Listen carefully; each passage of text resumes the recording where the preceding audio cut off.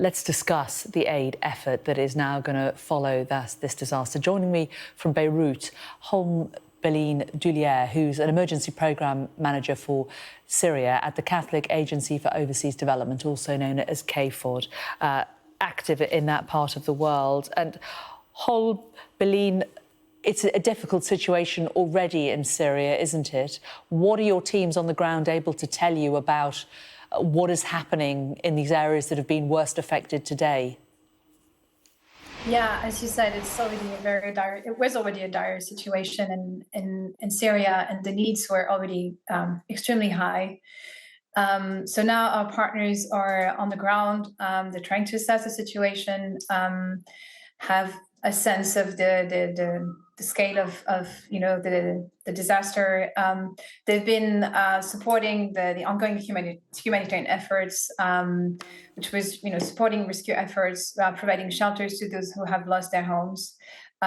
We know that medicine, food, water, shelter, also winterization materials are highly needed because the weather is extremely cold at the moment.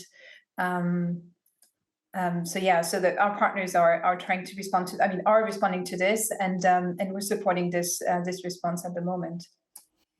And we're looking at pictures from Turkey, of course, which is much easier for the media to access than Syria.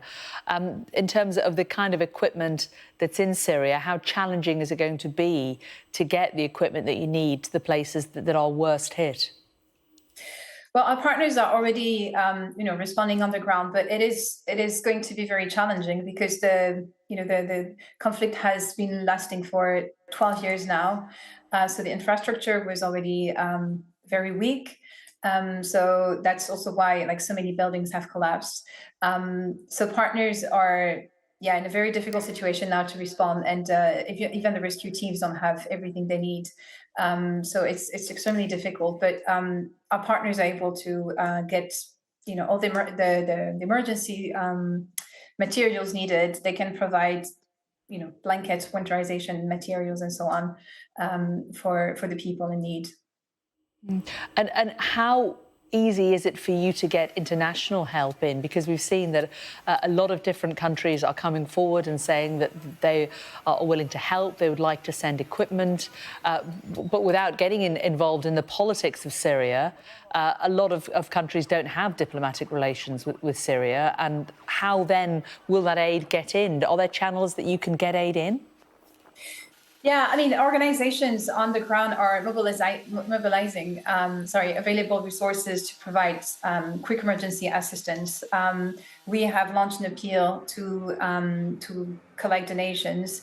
Once we have, with donations, we would be able to get some humanitarian assistance inside Syria. We've been responding to numbers of emergencies in the region, so that. Yeah, that's feasible. And in terms of the infrastructure, it was already damaged, wasn't it? But how worse is it now as a result of what's happened overnight? Well, it's a disaster. It's a humanitarian disaster. It has a devastating impact on populations.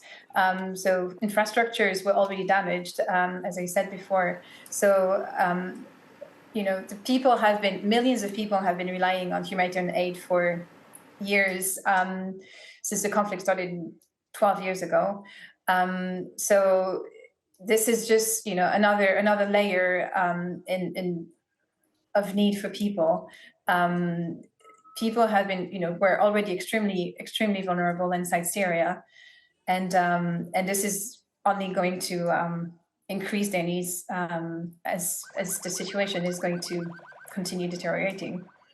And in terms of actual, sorry to cut across you, but in terms of actual communications with the worst hit areas, are you able to get through to those who are in those areas? Yes, we're coordinating with our partners in Syria and Turkey, and it's been difficult to communicate because of the telecommunications issues and the infrastructure that have been damaged. But we are in touch with them, coordinating with them to support the ongoing humanitarian response. And in terms of what a lot of the people that you are helping actually have there in Syria at the moment, I mean, these are people without a great deal to call their own. It just doesn't bear thinking about how much more difficult it is if they lose the temporary shelter, the temporary accommodation, the bits and bobs of their lives that they've managed to carry with them up to this point. Yeah, people have been living in extreme poverty. It's another, as I said, it's just going to be another. It's going to deepen their vulnerability even more. People already had limited access to water, food. Lots of people, millions of people, had been displaced inside Syria. Some of them have lost everything they had before. Now through the earthquake, it's an incredibly dire situation. So yes, it's a devastating situation, and it's going to have a very long-term impact on people's lives. So people have lost some people have lost their lives, people have lost their homes, and some will have lost their livelihoods. So the impact is going to last for not just for days or months, but for years. Hombeline Duliére from CAFOD, very good to talk to you today. Thank you very much.